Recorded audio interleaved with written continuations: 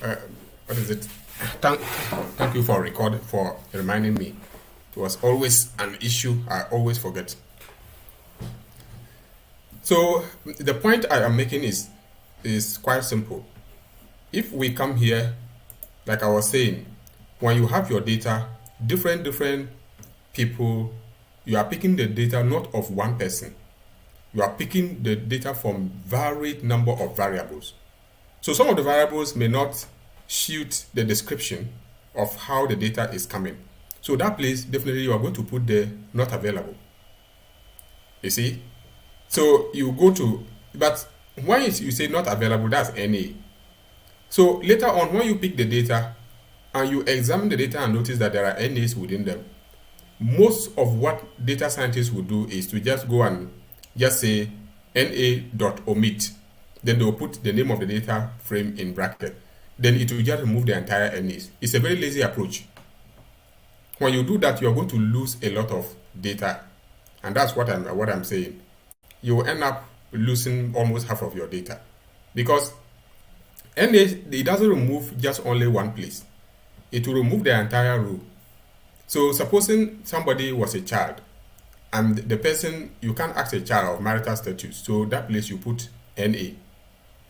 But there are other attributes of the child that you may need it in the data. But when you just say omit NA, it will remove entire row of that particular child. It means the rest of the information about the child is missing from your analysis. And that is what I'm saying. So the best way to do that is to locate where the NAs are. And then, so to locate where the NAs are, then you come out with this particular code here. And so if you have the Tidyverse installed and loaded, it comes with this data package called Star Wars. So you mention the name of the data package, then Control, Shift, and M. It will give you this symbol. This is a pipe operator. If you don't want to just type it ordinarily, percentage greater than percentage is the same. Then when you select, it means you are going through this data set, but you are not just going to talk about the entire thing there. You are just going to be dealing with this particular column called name, height, and any other column that has a name ending with color. So you pipe that. That's what you are going to deal with. So after you have selected those ones, then you do another pipe. The pipe means, it's like issuing another command. All right, that's what pipe is. Create another opportunity to apply another command. So the pipe here, you see that it's followed directly by an English word, select. It means you are going to select something from the previous whatever that was behind the command or behind the operator. So we have Star Wars, the pipe operator select. So it means we are selecting something from Star Wars. Now, so when we also come to this pipe operator again, we are saying that filter whatever that we have selected just behind the pipe operator, just here. So filter name, height, and then what are we filtering? Cases, complete cases. When we do that, then we are going to print out where the cases are. All right, so it will simply bring out all the cases. And then, of course, we now know that, okay, this is where there's a problem, this is where there's a case. And then we can go ahead and then say, okay, all right, now that we know where the cases are, we bring another pipe operator again and say that, okay, drop NA in this particular column called height. Height. So it will go straight into height and go and drop the NAs there. So it's not going to drop the entire NAs like the way we would have used NA.omit. No, that way is the lazy approach. So this way is the systematic way of making sure that you clean your data column by column, removing the NAs so that it doesn't affect other columns. So at this particular point, we are dropping the NAs of only the height column and then leaving the others. So when we move from there, we could go and specify another column, or from here we could have even used I've done another one here. This particular code I'm highlighting is almost the same as this. The only difference is that here I am dropping the NA and I'm using the the concatenate function to create a small vector of the variables that I want to drop all the NAs. So I say that go to height and drop the NAs there, go to eye color column, drop all the NAs there, and when you do that, it will drop them just like the way you want. I just want to run through this quickly. And so that was it. So another way of also dealing with your data is by making sure that sometimes when you drop the NAs, what is left there? Possibly you could say that, okay, anywhere there was none or there was no data available, I want to put that place 0. Or I want to put that place none. I want to put that place 1. You as a person, you can mostly, in most data analysis, when we have those things, we don't just replace them with 0. We replace them with the mean. The mean of the entire, the rest of the data set. So if the mean height is 2 meters, then you assume that that person was around that particular range.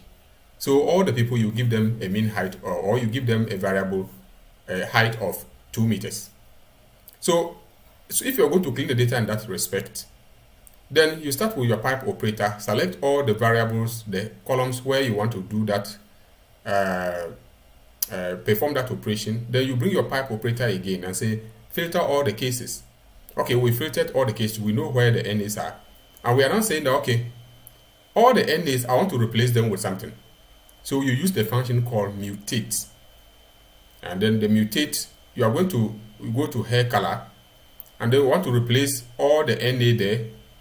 Then you have to specify the hair color there with what? With none.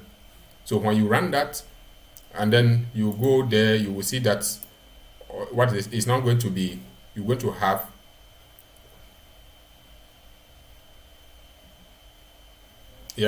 I've not loaded the function. I've not loaded the database, so it's telling me that it cannot find it. So if I drag this way, I'm just going to come here,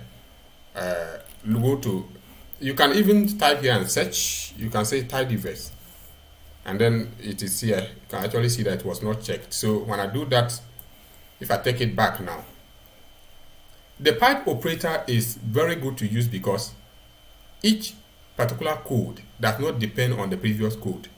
Mostly, it doesn't mostly depend on the previous code. So you are dealing with each code independently. So you can run any code at any point without necessarily. Some of the codes are dependent, are relative. You have to start running them from top to bottom. When you are using the tidyverse, where you are using pipe operator, I can run any code at any time and it will run successfully. So you see that this is what I was saying. So now it will identify where all the NAs are, and you can see that these places where I have the red ones, that's where the NAs are. So that way, if I were going to replace them, I want to replace them with none. So using the mutate function, so you see that I have now replaced most of them with none. None. You can see none. You can see none. But the height column, I have not done anything yet. So that's what I was trying to talk about. Now I could also do that. Now the other part of data cleaning that you need to do is duplication. There are instances that, trust me, you're going to have a data that will be entered more than 3 different times. The same person, like the population and housing census.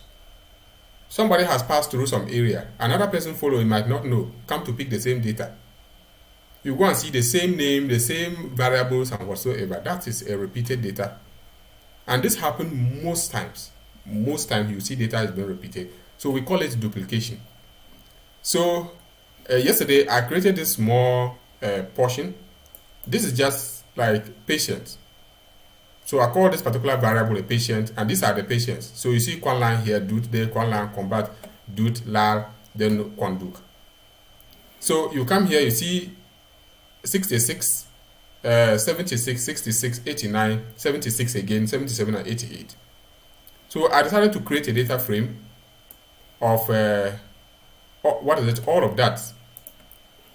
And then if I print the data, if I print it, you are likely to see that the data frame is here.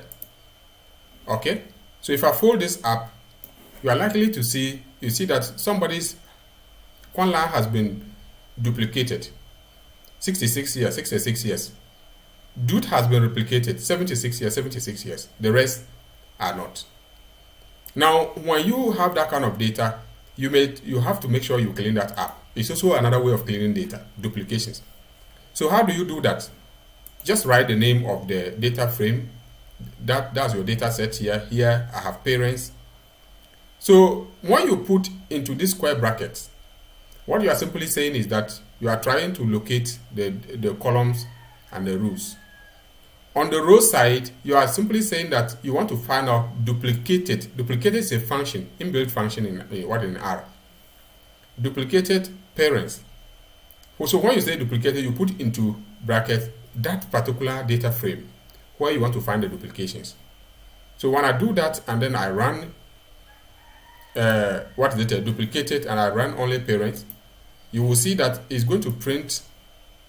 It will first of all ask me, okay, the first variable, there's no duplication, so false. Wherever you see true, it means there's a duplication there. Another true, there's a duplication there. So it goes ahead to tell you that, okay, it has noted the duplication. Now go ahead and find out where are the duplications. Then that is where you run this code 912. So you just use that square bracket where when we want to select rows and then columns. On the row side, you want to know which particular rows are duplicated. Obviously, it's not columns that are duplicated. And then it will print out those ones. So it tells you that Quan Lan is duplicated, Dude is duplicated with this data set 66 years, 76 years, which is actually true. So to make sure that you take all those duplications out, in data science, you are always using some trick. To make sure you take those ones out, you simply just go there and say that, okay, I want to pick all the data sets that are not duplicated. Anywhere you see exclamation mark following any command, it means not. It's the opposite of what the command can do. So this particular function, what it does is to print out duplications.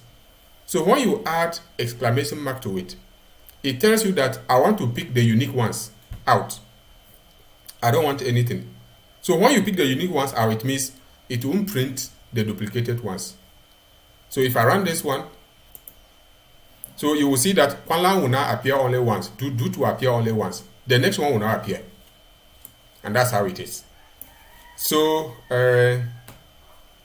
another way of doing that is if you have the title base, that would have been very short. I could just say, like parents, that's the name of my data set. And I'll just say, use the pipe operator and say distinct. Distinct is the same thing as some people use unique, but distinct is always the best. So we want to find out the distinct ones. So no repetition whatsoever. When you do this particular short code, it will simply go and pick the only data sets that are not duplicated. When you run that in the same way, you are going to see like the first one. And then of course, another thing we do in data cleaning is recoding. Recoding. Let me find out whether you are all there. Okay. It's recoding. Recoding means that you are trying to change. For instance, you have data. You have collected your data, and you've collected data on religion, Muslims, Christians, Buddhists, traditionalists, whatsoever. Or you have collected a data set on color, maybe red, yellow, this. Now, when you come, R doesn't know things about text and whatsoever. It has to be numerical. It was not designed for. So you have to do what we call recoding. The recoding means, okay, wherever you see masculine, put there 1. Wherever you see Muslim, put there 2. Wherever you see Christian, put there 3, in that order. Then the data set is now going to change into what we call 1 and 2s. So we cannot count how many 1s are there, can count how many 2s are there, and they become factors. And we cannot do any mathematical operation on that. So to do that, this is the Star Wars data set. So I could just say select. So it means I will say I select first of all name, And what's the name of that particular column? It is the gender. All right. Then I pipe in what we call mutate. This mutate function is very important. You use it for recoding. You use it for replacement. So the mutate, what am I going to mutate? What am I going to change? So I am going to change something in this column called gender. And then what exactly is the changes going to be? It's going to be a recoding. Then I put into bracket gender, and I'm saying that when you see masculine, it should be 1. When you see feminine, it should be 2. And that's all. When I run that, then you will notice that that is going to change the data set from, you see that now, wherever it sees someone who was a female or a male, it will give it 1. A female, it will give 2, and in that order. So that is how recoding in what is it, in R. So in terms of data cleaning, the first thing you have to do is you have to do what we call missing data. You check for your missing data, then remove all the missing data. Either you replace them with something or you leave them like that. Second, you check for duplications. And then the third one, you do recoding. It may not be applicable in all data sets, but in most instances, you will have to do this to be able to get your data in a shape that when you analyze, the output would it will answer the objective that you set out to do. If not, you won't be able. No data comes in the form that a data scientist want it. No, it will always come in the form you don't want, but you have to reshape the data into the form that you want, and then it will work well for you. All right. So, any question with respect to that? You guys need to install the Tidyverse. It's very important so that I can give a different data set and then send this codes to you. Then you see how you'll be able to clean that data set up. Because if we pick up a direct yes, please. Go ahead. The packages, I don't have Tidyverse in there. You taught us how to download it. Please, if you can take me through right now so that I can. Yeah. So if you are going to install the Tidyverse, for me, I have already installed it. But if you don't have it, go to the bottom right window of your R Studio. You will see packages. You click on packages, click on install, come there and type Tidyverse. Tidyverse. By the time you finish typing, all you will see Tidyverse there. Click on Tidyverse, and then you come and click on install. It will install it. Now, when it is finished, then it is now within your computer or your computer hardware. It is on your computer hard disk, but it is not in R. So you load it into R. How do you do that? You simply, either you come here and scroll down and come and tick Tidyverse, or you simply just go there and say library. After library, for instance, if I just put here and say library, anywhere on your R Studio, library. If library come, if I type inside Tidyverse, by the time you even finish typing Tidyverse, it should come. Then you just click like this, then you run. It will load it, and that's all. And now it's not active, and you can now use it. That's how we are able to do that. Try that and let's see.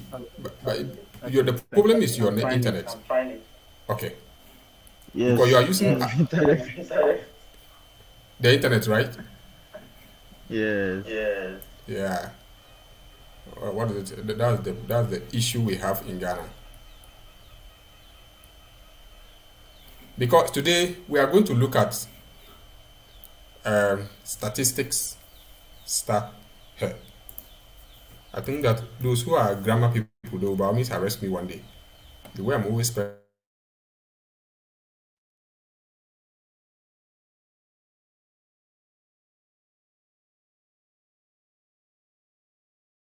things, statistics, small. Are you sure this lady is not sleeping? Oh, I'm not So I'm sleeping. not sleeping. You know, that's the. I participated in what is it in a survey, live survey, and then after I finished, I was doing this thing tutorials on introduction to bioinformatics, and then I kept Yes. saying that I don't like online teaching for one reason. What is it? Eye contact is also another form of teaching. I'm telling you, all this while that we are dragging through all these things, if it were face to face by now, we finish everything here. But the online, a lot of interference. Everybody is in a different environment. You see, by now somebody will knock at your door. You need to check and see who is there. That will interfere. You know. But if you are within the same environment, you can quickly just solve small issues. Mohammed has been trying to install Tidyverse since morning. He contacted me like several times. We tried. So now I want him to install a new version of R, 4.2.2, so that he will be able to install it. So, gentlemen and lady, can we go ahead today? Today we don't have any cumbersome thing to do, but very significant thing to do. We want to look at the statistics of R. And when we are talking about statistics of R, we are looking at how the data comes in. Some of the preliminary checks of your data include something we call how the data is distributed. You need to check that very importantly. Now, the distribution of a data set is a statistical way of analyzing the data. For instance, if you have gone to pick a data from somewhere, or somebody gives you a data, and then you are looking at the temperature of kids over there. Everybody 37.2, 37.5, 37 point this. At a point, there is a data set that is 55 degrees Celsius. Now, if you find out the mean of that particular data, you might think that the average temperature of every child in that community is 39 degrees. That's not true. The data has been skewed somewhere. If you happen to see a data like 24 degrees Celsius, that is also going to skew the data to that direction. So mostly, the first thing you want to know in your data set is whether the data is properly distributed. The distribution would have to let you know that I am dealing with a data that is not properly distributed, and your analysis should be based, and conclusion should be based on that. Now, before we go ahead to look at the distributions, yesterday we looked at mean. So let's say I have a data set here. If I just run that now, by now you all know this. So we can find out the mean of this. But let's assume that I put here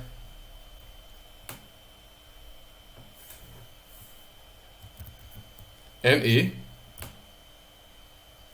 Now, if I run that data again and I want the mean, you notice that the mean is coming to print NA. So now we should know what to do to take out the mean. So if you want to find out the mean, you will say mean of V, but you want to say that NA dot remove, and that should be okay. I put NA dot remove. That already comes, and you should say true. When you do that, it will calculate the mean for you. Don't always forget this.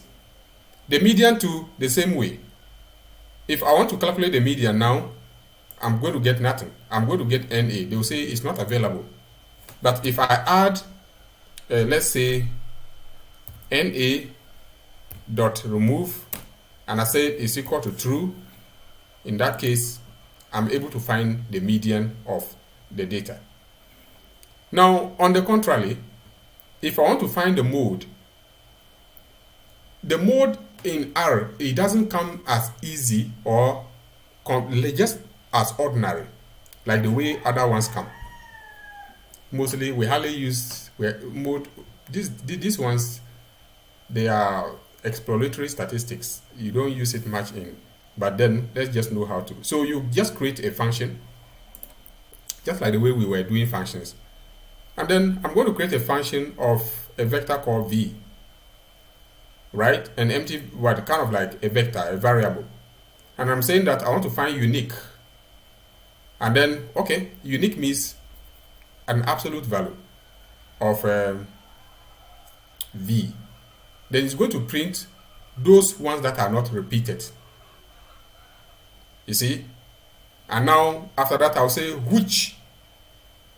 I'm looking for, which is actually a function in R dot maximum. So we are looking for which of the unique values is the maximum. And then when we do that, we are able to make sure that we print the mode. So if I run this like this, I should be able to print the mode. And the mode is what? 2. What I want to emphasize here is that if you are calculating mode, it doesn't really matter whether there are characters in it or there are NAs in it or not. No. If you have the NAs more than necessary, more than the number of times the 2 has occurred, the mode will print the NA as your mode. You see that there were more, and that way you can conclude that there were more unavailable or there were more missing data than any other of the data variables or the data units that you picked. And that's it. So mode doesn't actually depend on whether it is numerical or character. So that's basically what we need to know about mean, median, and then the mode. Mode, you always use a function to print it. Yeah. I tried using the NA. Yeah. Did you separate the vector with look at my code. Did you separate the vector with comma? You've created a vector already. And NA dot remove equal true. Yeah. And so what is the error? What I did was because the NA is You put this in what? because NA I can apply it didn't work. So I No, the NA is not supposed to be put in it's not supposed to be put in code. Okay, so I just did that now and then it worked. Okay, yeah. NA is an inbuilt character in R. So in R, anything you type without encode and the color changes, it means R knows it already. Okay. That's why when you type anything 1, 2, 3 up to any number, the color changes immediately.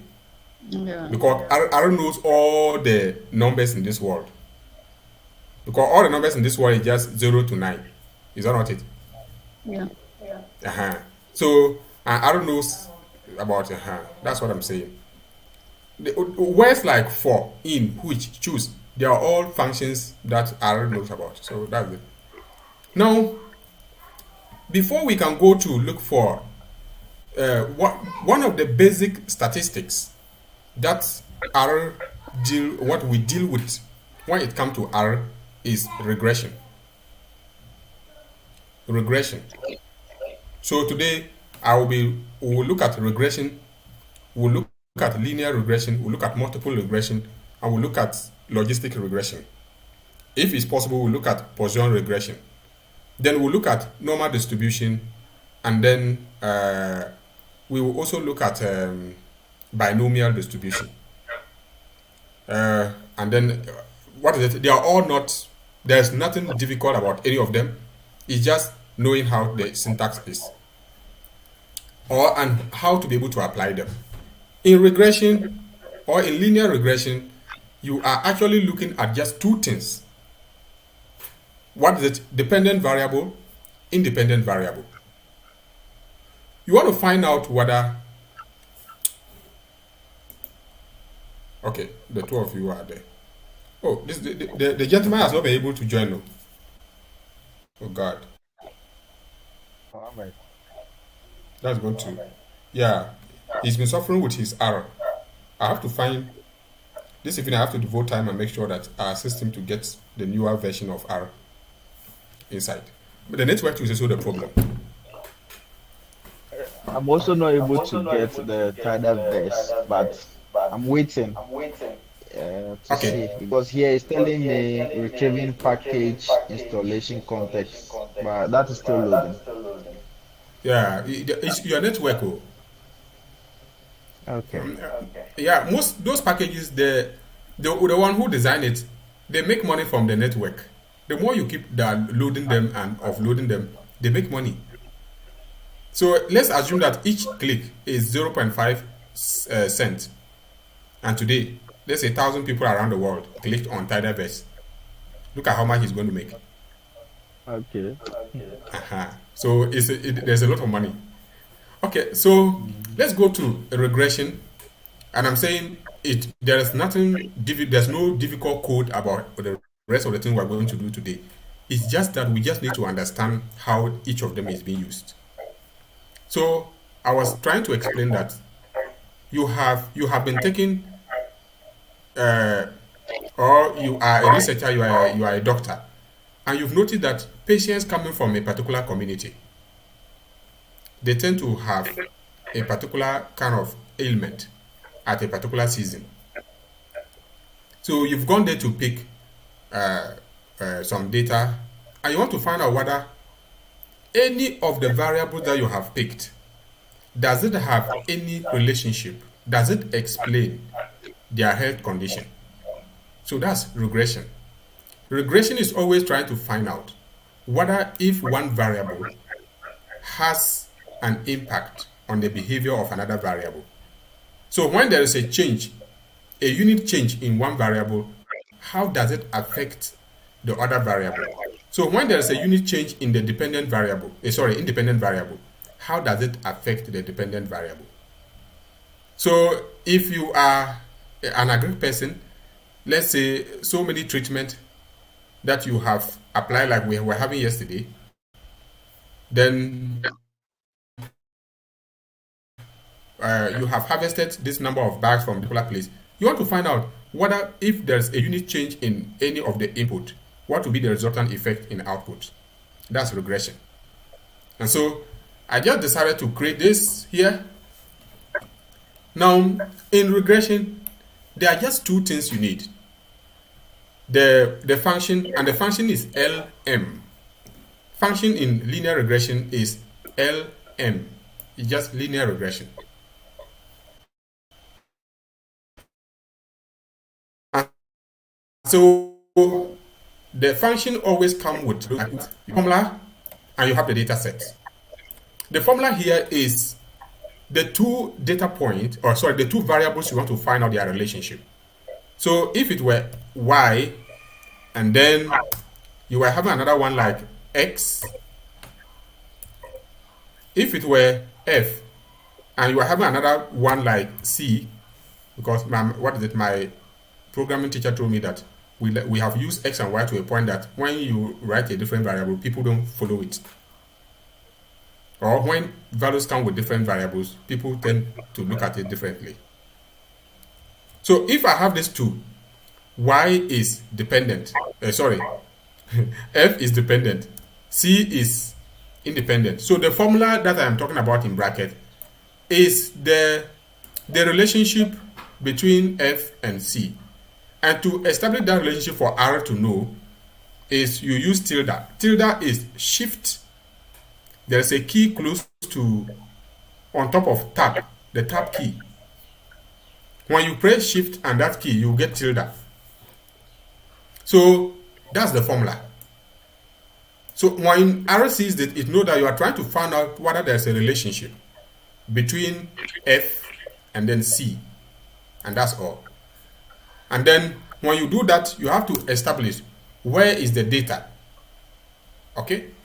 Then in that case, your data would have been seated already. And then you specify where the data is. and that's all. For this particular case, you might not need the data in some instances. If you need the data when you are dealing with, let's say, a data frame. But if it is not a data frame, you don't need to specify where the data is coming from, if they are just two variables. So let's look at an example here. This is a school attendance. Somebody has checked over, maybe let's say like 2 years. Or maybe the person has checked the school attendance by different students. Student 1 attended 151 times. This one attended 174. This one attended this up to this. So you pick this number of students and you pick their scores, their marks in a term. So you now want to know whether there is a relationship between the two between their marks and their attendance. If I run the two, that's it. So I have to build that particular relationship or that model to be able to see. So I do my regression. So my LM is practically the regression. Then I bring my marks here. I bring my school day. It doesn't really matter. And then when I run it, then obviously it has, I have packed everything into this. I can run that. And you see that the intercept is 38 point something. And then the school attendance is less than 1%, or is less than 1. So if you want to look at the entire statistics, you come and run summary of the relation. Then if you fold it up, then you will see that, okay, we will have minimum attendance. Then the first quartile, second quartile, that's our residues. And then the third, and of course, the maximum. Now we can come and look at the coefficients here. We'll look at the intercepts, and then we can look at the coefficient of the school attendance. So it means that if a child attends less than once or almost just once in a term, that child is not likely to score any mark. All right. Now, what we have here, if you are watching my screen, we haven't come to data visualization and interpretation. But let me just give you a little clue on what is happening here. The minimum, the first quartile and co, we all know that.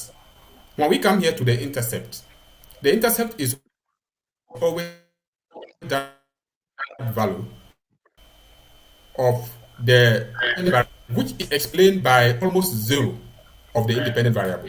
So it means that if the independent variable is not there at all, what will the dependent variable have? So in this case, if school attendance is less than 1% or is almost just half a day, if a child attends only half a day for the whole term, what mark is the child likely to score? He will score negative 38%. That's the interpretation. So we can go ahead and then go and look at the other values here. Look at the multiple R squared is 0.95. What it means is that the model has been able to explain 95% of the relationship between the dependent variable and the independent variable, which means it is a strong model. It's a good model. So you can actually predict that if a child wants to make a lot of marks, or if a child will have to perform very well, that child will have to attend school regularly.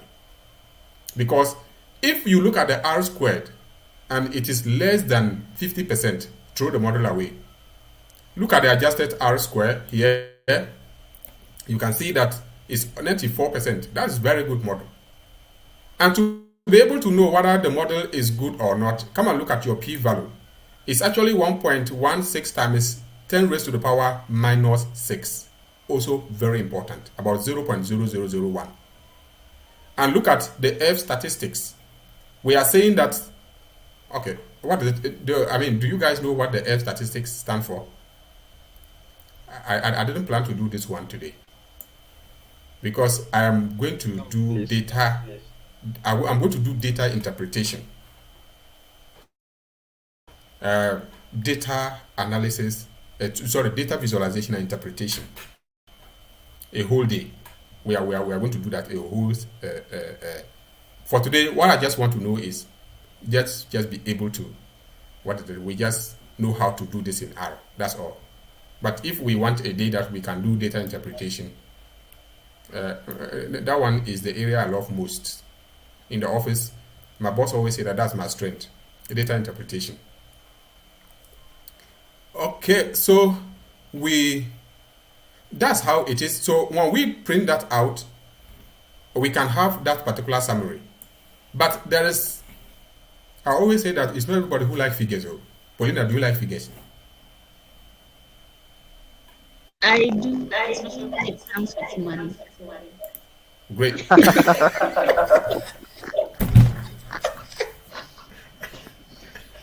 Mapa soko.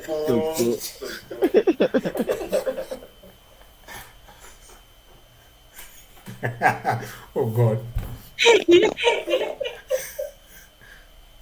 So I said, do you like figures? You say you like only figure that has to do with money. Yes, money. I bet, what is the relationship between ladies and money? I think it's a very strong relationship. Directly proportional. I think so. Hey, I don't see a woman that don't like money. I mean, I'm yet to see one. Anyway, so because some people don't like figures, like 1, 2, 3, this is confusing people. You have to make sure maybe you visualize that you visualize it and then you are able to print it out. But now, mostly when you have built in your model like this, then you printed your summary.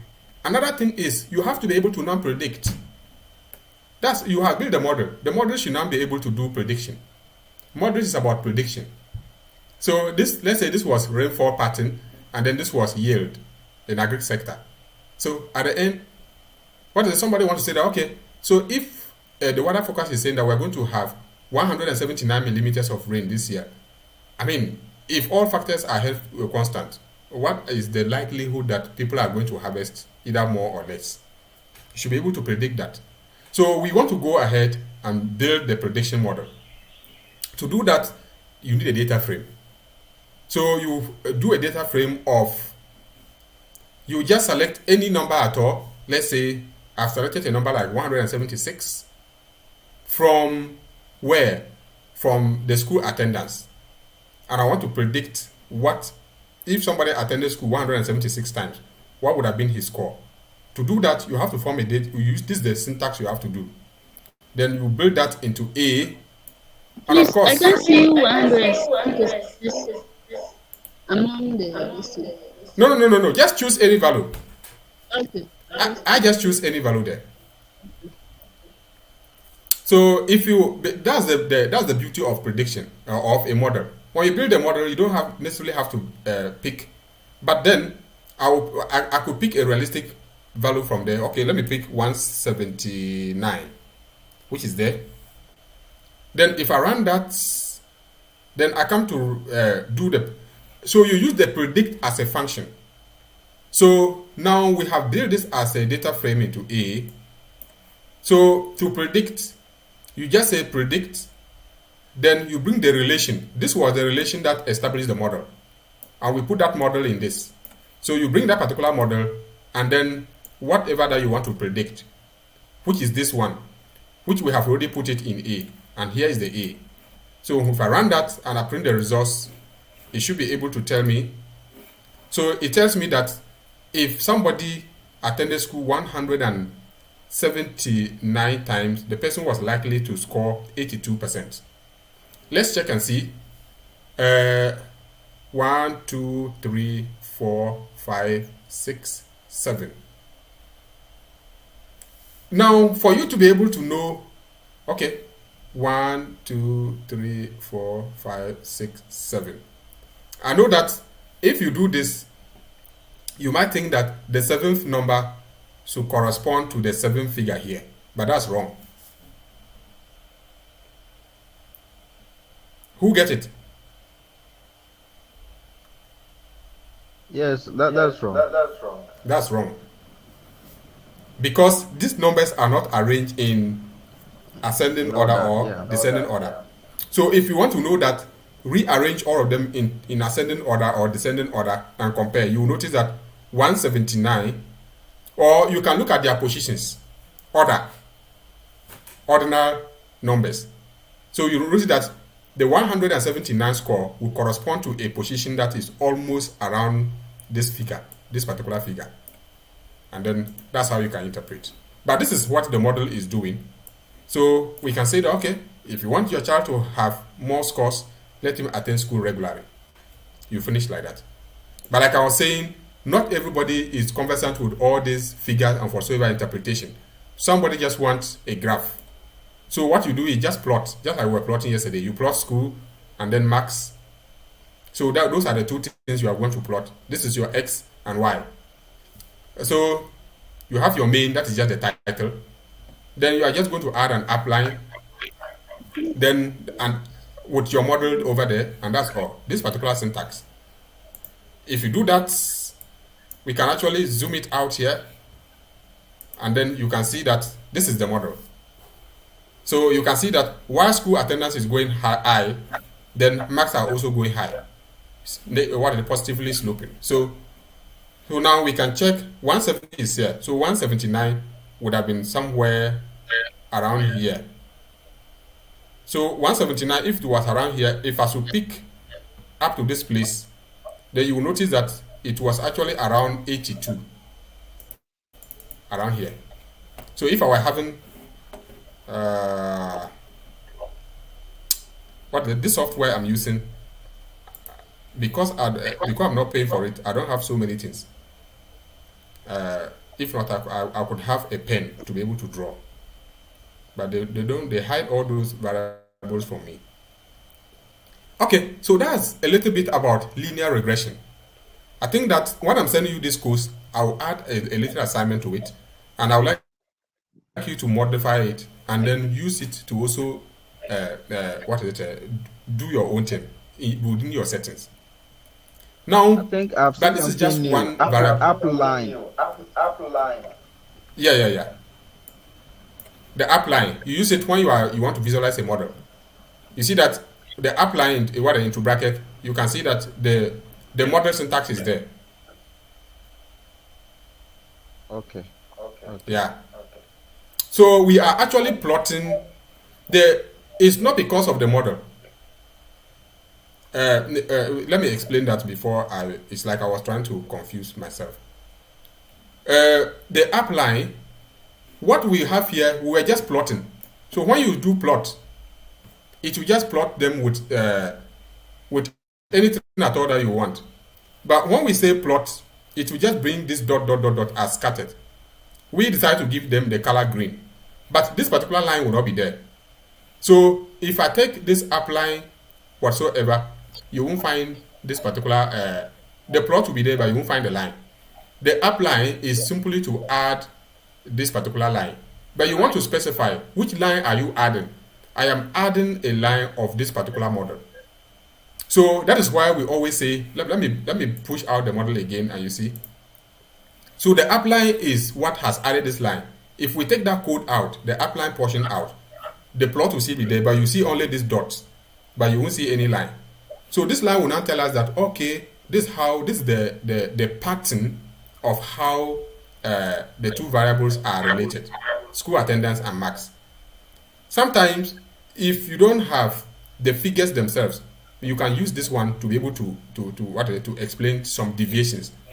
From here, you can see a deviation. There's a little bit of deviation here. So all those that are far away from the line, they are a little bit of deviations. And that's the standard deviation or the standard error, which I didn't mention. So you can use only this one to interpret a lot of things. And that's what the upline is doing there. Now, that's for just two variables. What about if you had picked you are measuring a particular kind of Now let me come to like stress level. There are so many things that actually come together to make somebody stress out. To be able to measure stress level, what Eben has decided that okay, he wants to pick some individuals, parliamentarians, this and this and this, and he's been checking their weight, all their weights over time. Police officers, teachers, students, or business people, and he noticed that the weight is having this kind of changes and whatsoever as a result of the work that they do. So at the end, you want to find out whether each of them, the activities they are engaged in, do they have any effect on the output? So you are dealing with about 4 different outputs, 4 different inputs that has an effect on one output. Because you cannot say that because the parliamentarian drive every day, that's why his weight has reduced. Or because he talked too much, that's why the weight has reduced. You can look at his sitting, you can look at his driving, you can look at his eating, you can look at his sleeping hours, and after that, you put all of them as together. To be able to do that kind of analysis, well, that's why we use multiple linear regression. So you have so many variables that has one output. Okay? And I think that is the most used. The most used. If it were in Paulina era, so you have so many agricultural inputs, and then there's a yield. The yield is your output.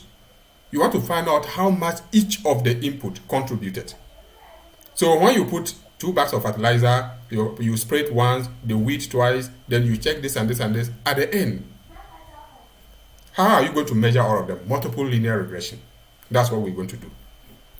So that place could not simulate any data as fast as possible. So you're just using the inbuilt data called MTCAS. And we all know that when you have this square something something, I'm just saying that I'm looking for all the columns here. But I decided to use C because to print this column because why did I use C? The concatenate function or the combine function or the vector function to create this variable to isolate these columns. Come again? You want to data frame. I'm finding it difficult to hear you. Are you using earpiece? No. I couldn't hear what you said. Okay. So the point is that I'm trying to. This is MTCAS is a data frame, but we want to select some columns within that data frame which are not sequential. They are not following each other. If not, I would have just said 1:4.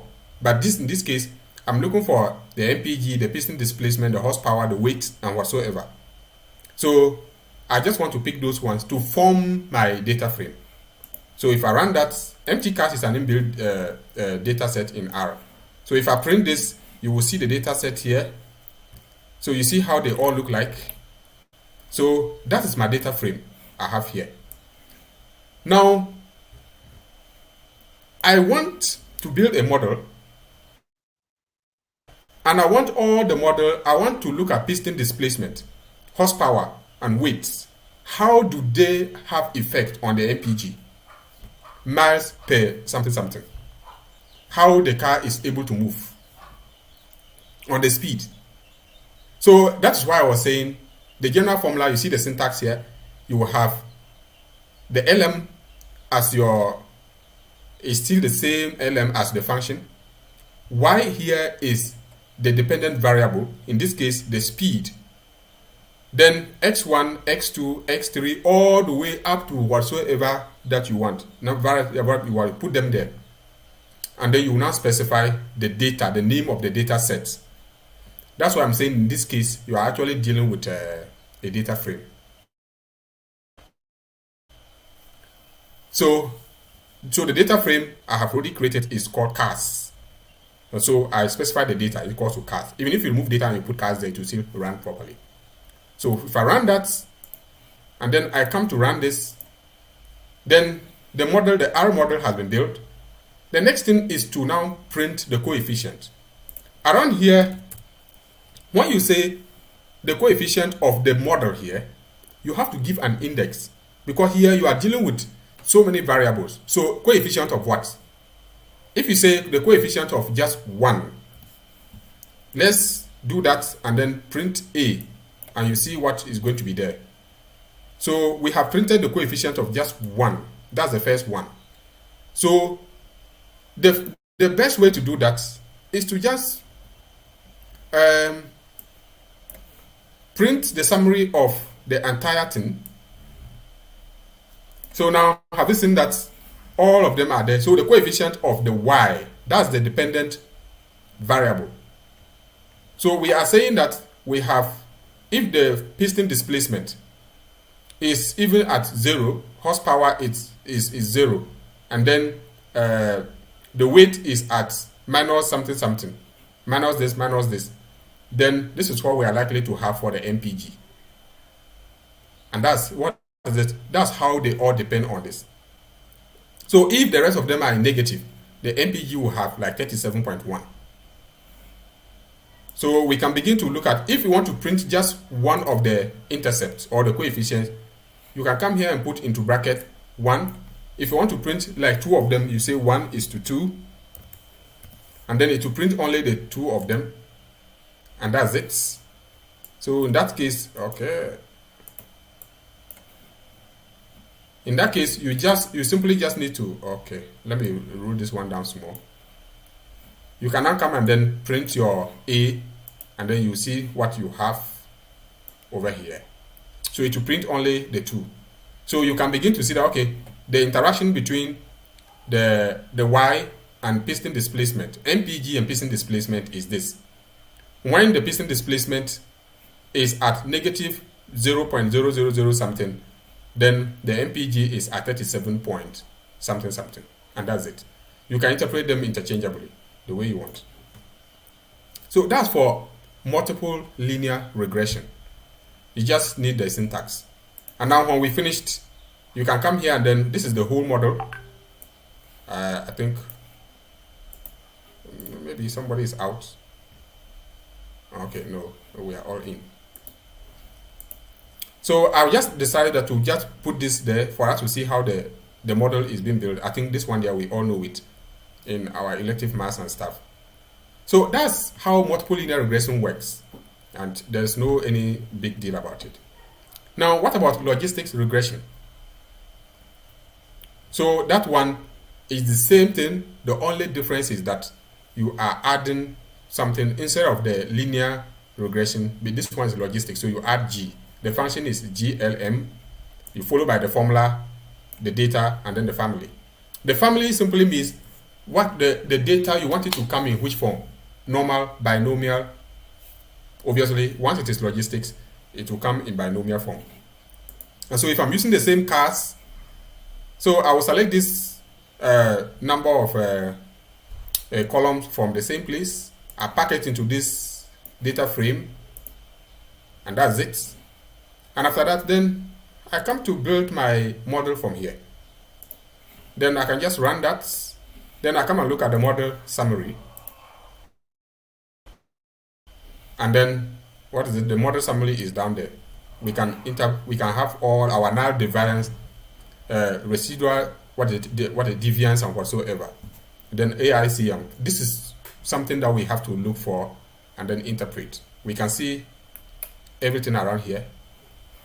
It's almost the same as the first one, but you should remember we are dealing with logistics regression. The interpretation varies. It means that it's not linear, it's not straight. Okay. Now that's a little bit about regression, and then it's one of the basic statistics that we use. We will use this in survival analysis. Tomorrow we will do survival analysis, and you will see how relevant that logistics and then multiple regression is very important. If somebody, if you are looking at cancer patients and you are doing survival analysis, trust me, this is what you are going to use. And we should be able to interpret what that result means. Is somebody likely to pass on, or likely to survive, likely to recover. Yeah. So um, already me and somebody on what is it in the office, we are already doing a paper on this survival analysis, and this is we use one of these things. Even though when you go a little bit, you can add other analysis to it, and you are what is it, you are able to go. You are good to go. Any question on that before we look at distributions? I told you today the work is not rigorous. That's why I'm not. There's nothing to type. There's no big code there. No code. It's just small I syntax you tried just put in there. to use the car data to run the multiple regression, Uh-huh. but they are telling me is it one of the variables is not there.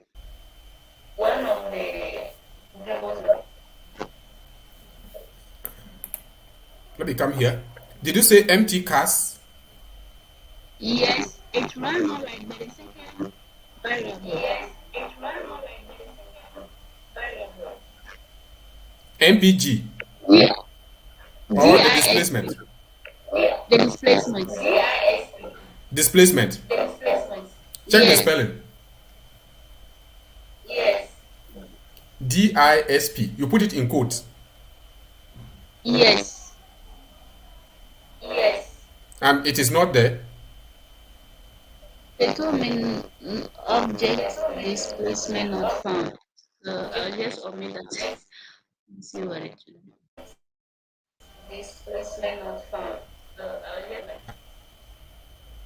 Piston displacement. It should be there. And I know If you why. want, you can visualize the if you want, you can visualize the empty cars. Um, yeah, you can just do something like this. Like, okay, I don't know what you have. If you maybe if you don't have this, but if you are having, I'll just say just do this empty cars. Just going to run that. So see, if I run it, see, can you see Yeah, displacement I did there? the running and I can see it. Eh, maybe it depends on the way you have loaded it. Maybe check your this thing, check your spelling. Maybe something there is capital or something, or you have left some space in between something there.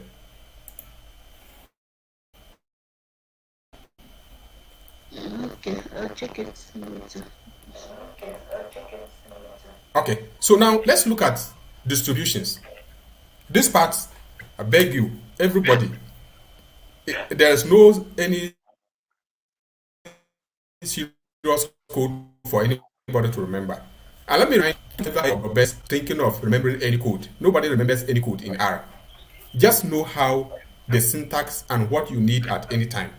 All the codes I am giving to you, they are all available online. There is no code in this world. That's some people's work. They write codes almost every minute. So don't worry yourself ever trying to remember any code or any script. No, just know how to use them, when to use them, where you are supposed to use them, and how to be able to change them. Because no code is coming to be able to fit exactly how you want it to be. But you will know that okay, I'm looking for sequence, I'm looking for probability, this. So I'm supposed to look for this code and that code. And when I come, I'm supposed to change here. If this place is data, so what is data on my? That's the reason why we are doing this. The codes here they are available. So we want to look at distribution. I've already explained what distribution is all about. So we want to know whether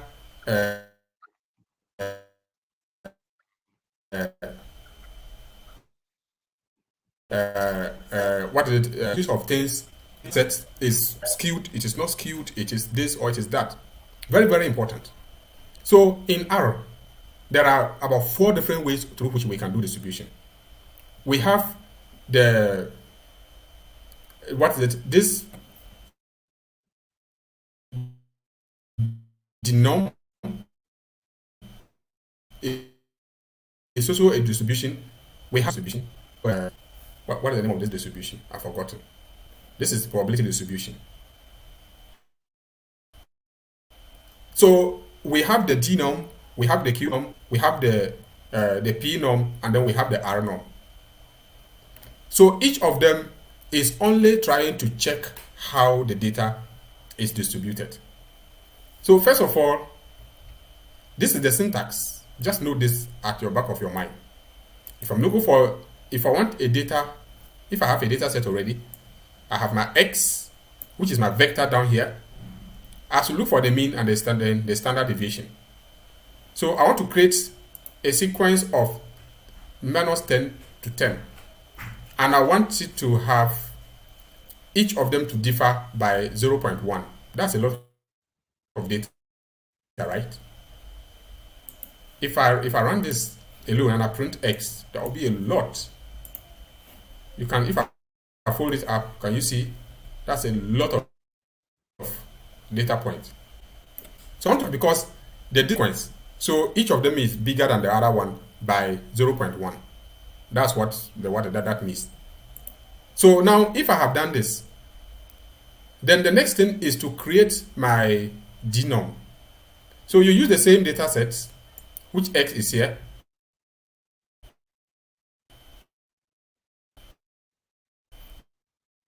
Then you would come down here, you need Y.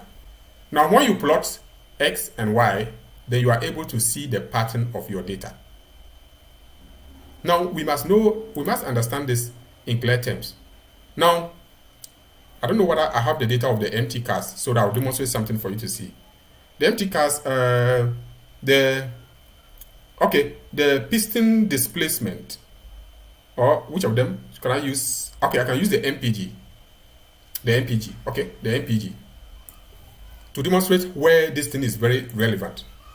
But before then, let me just run the two. If I run that, and if I plot it, you will see how the data looks like. So you can see that it is normally distributed. It's normally distributed. Even though it is normally distributed, but if you check critically, there is something that if you want to interpret this data, you should be very careful of. If people are watching, can somebody see something there? The data is normally distributed. But look at where the zero is.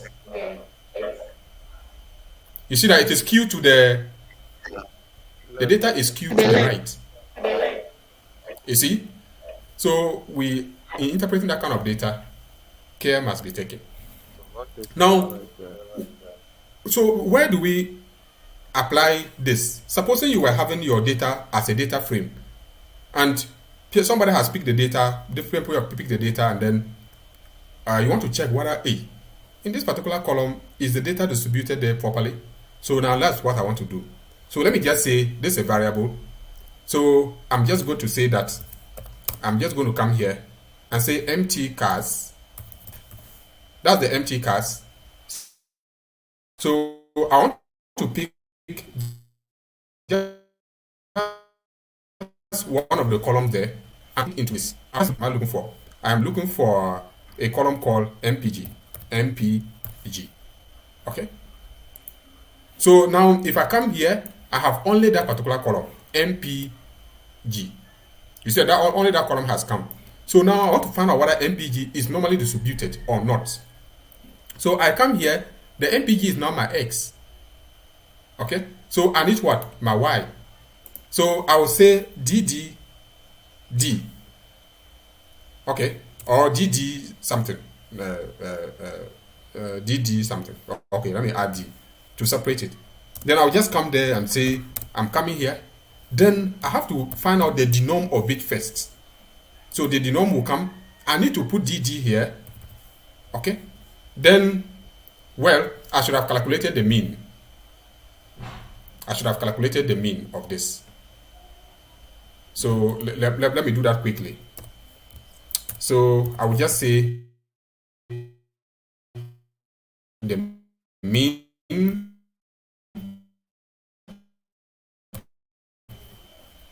of E, and then that means 3.1.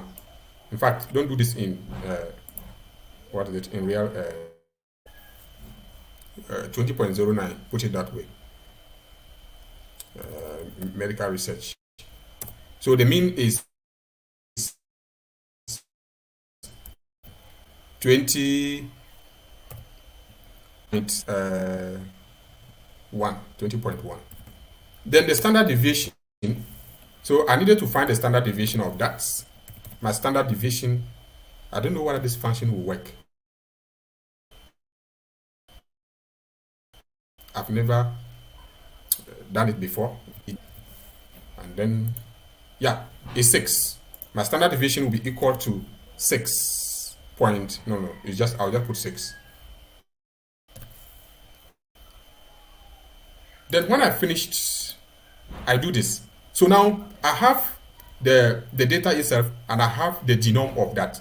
So I can now check to see whether there is a normal distribution or there's no normal distribution. So I plot it to see. Then I just plot my DD and then my DDD. Look at what is happening here. Let me fold it out and you see. Have you seen that? Is it near normal distribution? Paulina, can you see? Eben? Yes. It's near normal distribution. Yes. It's near normal distribution. Yeah, it is. The only place you have to be careful is at this last part. The last part. But it's practically a normal distribution. So it is fair for us to now make any conclusion on that data. So it's not the syntax I was saying, but when you have your data and you want to check column by column, how you'll be able to check whether the data is normal before you can begin to interpret, then that's what you need to do. Just I don't know whether I should leave this code, I should leave this, or I should change it. Okay, I'll just leave it there. So you also have the probability distribution. It's the same way you do, and then you just plot it to see how they all behave. And then, yeah, so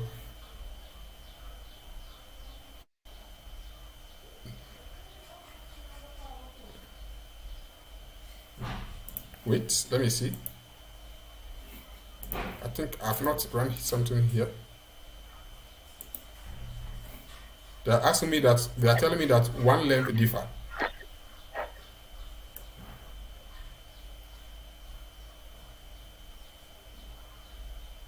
Okay. Because I'm using sequence, I'm not able to know. But why? Why will it differ?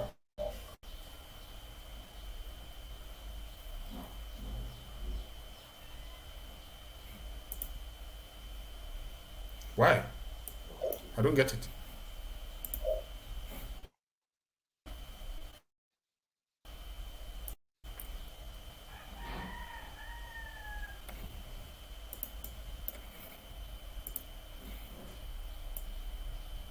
Yeah, actually, one of them differs. This 201. But how? The other one was 90 something or so. Yeah, it was about 97. Here, so probability, the mean, the standard. Okay.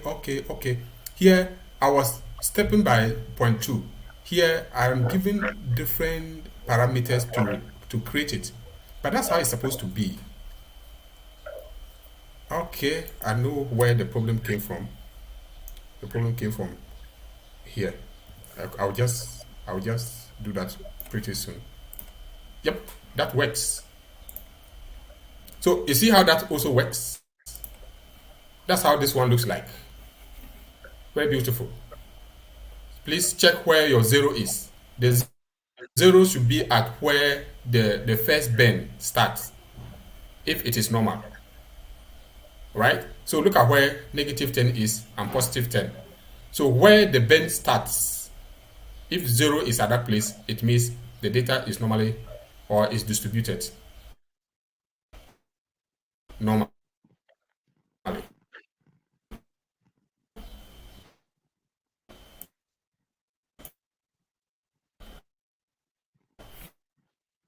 Okay.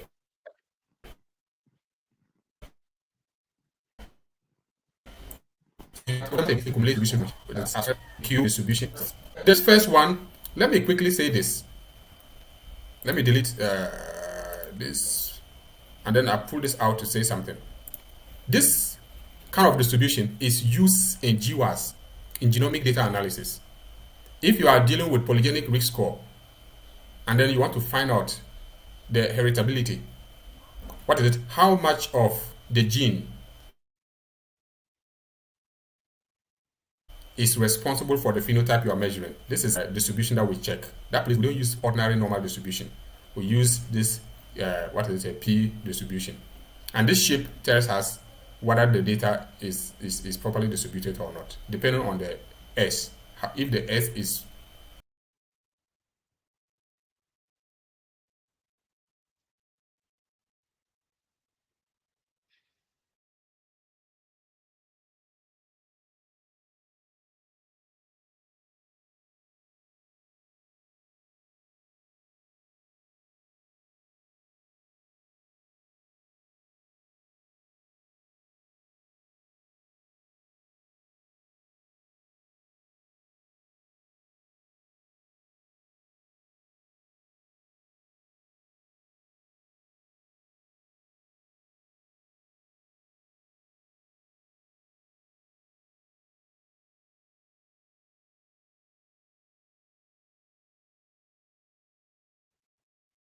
Hello, Paulina.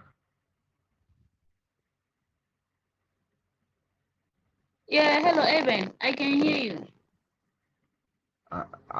We are the only two people here now, right? Yeah, I don't know, maybe if his network has gone bad. Oh, okay. I thought it was my end. No, it's like his laptop totally went blank. I don't know. Oh, okay. Let me reach him and see.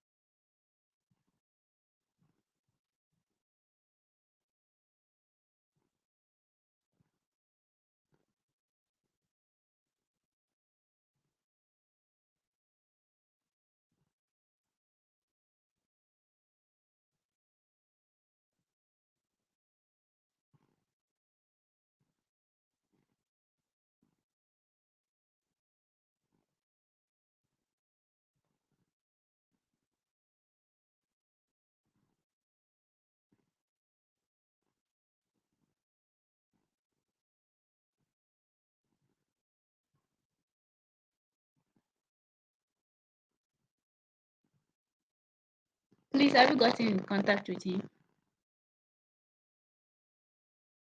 Eben? Yes, please. Yes. He says he's joining. Yeah, he will join us very soon. Oh, okay. Thank you.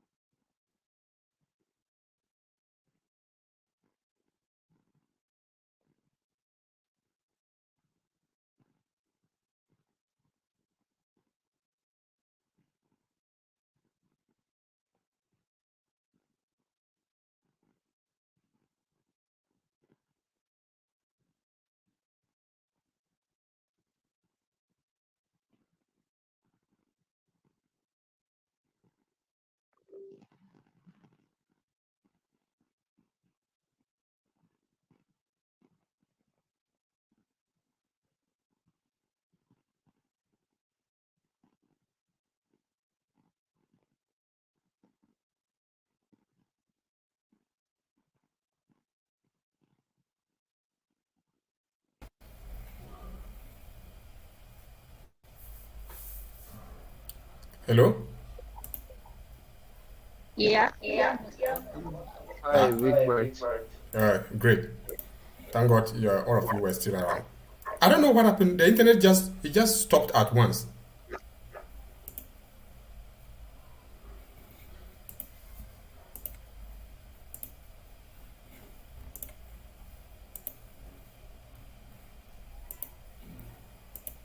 Okay. So this is where I was. Um, what is it? Around this particular place. And so now when we come to the normal distribution, I think that one we all do it almost every day. You just want to, let's say, this is like a question, create a sample of 80 numbers which are normally distributed. So immediately you hear that normally distributed, please add R norm to it. And so it will just R norm put into bracket 80. It will simply just create that for you, and then you can just find out whether it is normally distributed. So you can see the histogram will tell you that even though it is a histogram, but when we add upline to it, if we add a line to it, you will see that it's going to kind of like show you that it is normally distributed. Yeah, it's normally distributed. So you can do this in any of your data sets. For instance, we could have the DD data that we created, we could have also checked whether it is normally distributed or not. And then we could print, like for instance, I could have just said like R norm, like that, and then I put into bracket DD. Then I will just put, maybe give that one a variable name and call it, let's say, DF, and then I'll run it. So it will just simply, create, a normal distribution of that particular data set. Then when I come here, I can use, mostly, normal distribution, you use histogram to visualize it. So DD, DFFF, and then when we do that, look at that one, the distribution is a little bit different, and we can see that. So that's how we do some of these things. Now we have the buying. Now this was the 4 aspects I just spoke about. Those were the normal distributions. There are different ways of normal distribution. The R norm is there, the P norm, the Q norm, the D norm. There are different ways, and they are all used differently. Let's keep that in mind. Now we also have binomial distribution. In this case, you are dealing with 2 outcomes. And this one is mostly used by people who run experiments. An experiment that would, whether the outcome is either 2. Okay? It's either you survive or you die. What is it? My boss doesn't like those kind of examples. Sorry. It's either you become pregnant or you skip. Or you are not. It's either you become rich or you are. I beg, is there a difference between being rich and not being rich and not also being poor? Yes. How? What is it? In data science, it's either you are rich or you are poor. When you can afford your business, No, there are 2 opposing you are sides. not poor. Yeah, you cannot say I am not rich, but I am not also poor. But we know that here it is there. It is there. So it's like event. So in binomial distribution, you are looking at 2 outcomes. Okay? And here, like for instance, it shows the probability of density distribution. The density of the distribution. Okay, now let me explain what that means. If you are looking at the population of Ghana, Accra is having the highest population. Okay? Or if you want to look at the size of Ghana, the land size of Ghana, Northern region has the highest land size. But if you are looking at the distribution of the population of Ghana, you will see that no, it is not like that. So that's the density. The density of the population of Ghana, when you check that, Northern region will be less. So that's what we use to find out that's what we use binomial this part of binomial distribution for the D binomial. Just like we're having the D norm, this one is D binorm. So that one, you use it to find out the density of the distribution. So if you are dealing with different data set from different locations, and you want to find out where the data is distributed, you can actually find out, okay, I've seen that my data is distributed, but okay, let's plot it and you see. But first of all, this is the syntax. I create this first. No, I mistakenly highlighted it. So, and then in all of them, you just use the same syntax. But in this case, we are creating a sequence from 0 to 50, and then we want to have the distance by 1. So it's just 0, 1, 2, 3 up to 50. So we're coming to say that T is what we have already created, but we want 50, and we want a probability of 0.5. Then that will create another variable for us. So now when we plot them, so we can see the plot too here. It looks possibly like normal distribution. Yes, it is a normal distribution, but it's binomial. If we want to try interpretation, we can say that from 0 to 10, that's where the population is highly concentrated. And then the population is highly concentrated again between 40 and 50. Between 30 and 40, we do not have so many people there. And there are very few people between 20 and 30. Somehow. Because we are looking at the density. Okay, so we also have the other part of the distribution. For instance, here is a question. I mean, you want to find out the probability of getting 26 or less heads from a 51 tosses of a coin. I mean, can we think of a real life situation where we can use this? So we are looking for 26, and we have toes 25. So let's say that I want to sample all the nurses in Ghana here. So the population is the total number of nurses. Let's say 50,000. I want to sample only 1,000 there.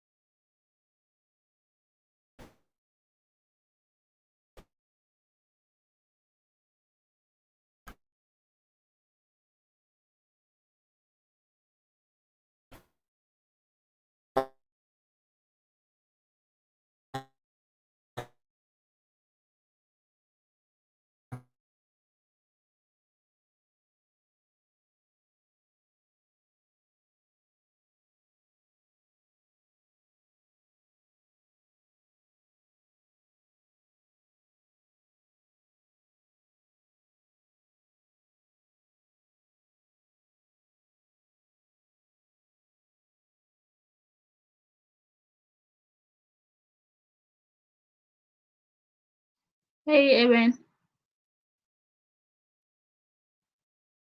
Hello, Evan. Are we the only people here? Paulina. Yeah. Yeah, Today we are the only people. his internet is really My network also went bad. uh Yeah, his network is also disturbing him. My network too also went bad. I think then maybe probably it was his network. It wasn't mine.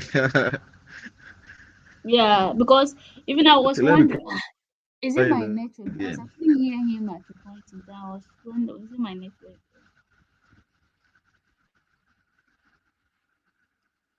It's not Alice. Let me call him.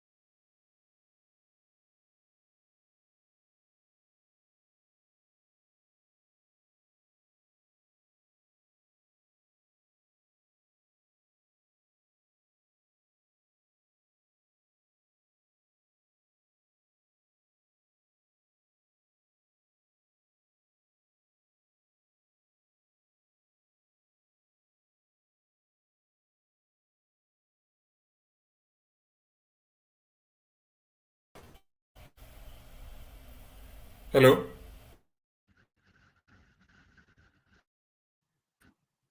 Yeah, today your internet is really, really, really awful. I don't know. MTN Ghana or Vodafone Ghana. They are not trying.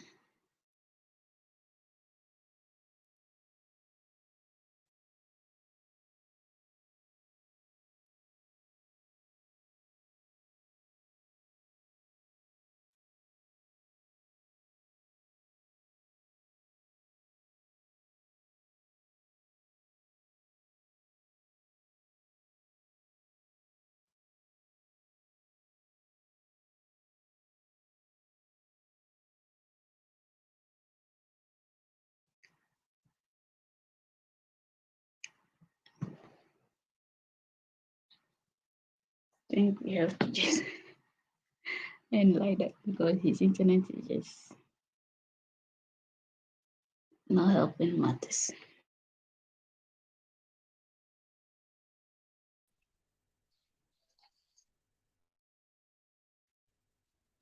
Big Bright will sue Akufo-Addo and the Yeah, telecoms, hello. eh? Hello, Mohammed. I can hear you.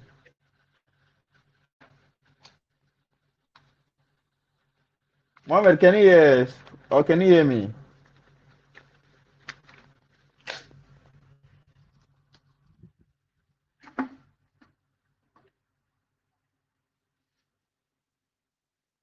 Hello, Mohammed. Paulina, can you hear me? Yeah, I can hear you.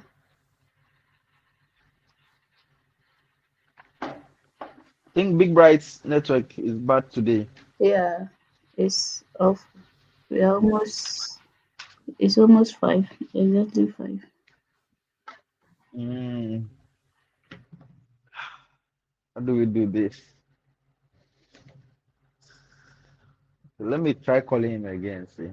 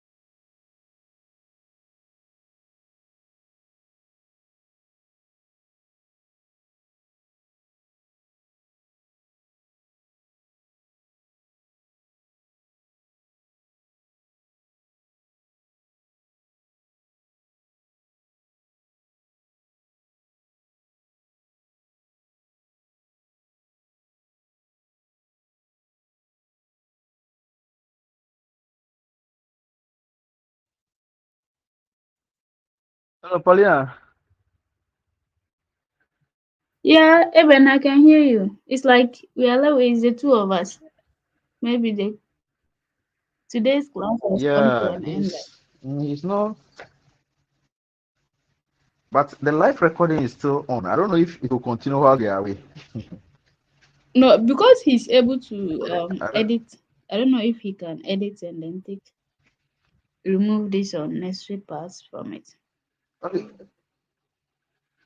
Oh, okay. Whilst it's a live stream on YouTube, it's a live stream on YouTube. Oh, ah, okay. So let's him fix it. I think we have to just do it tomorrow. Yeah. So we allow him to Yeah. fix it.